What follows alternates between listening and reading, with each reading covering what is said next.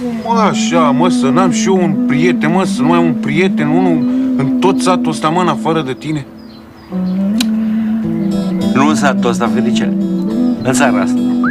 Numai prietenii adevărați se găsește greu. Tu nu vezi ce parșivi am ajuns? Bă,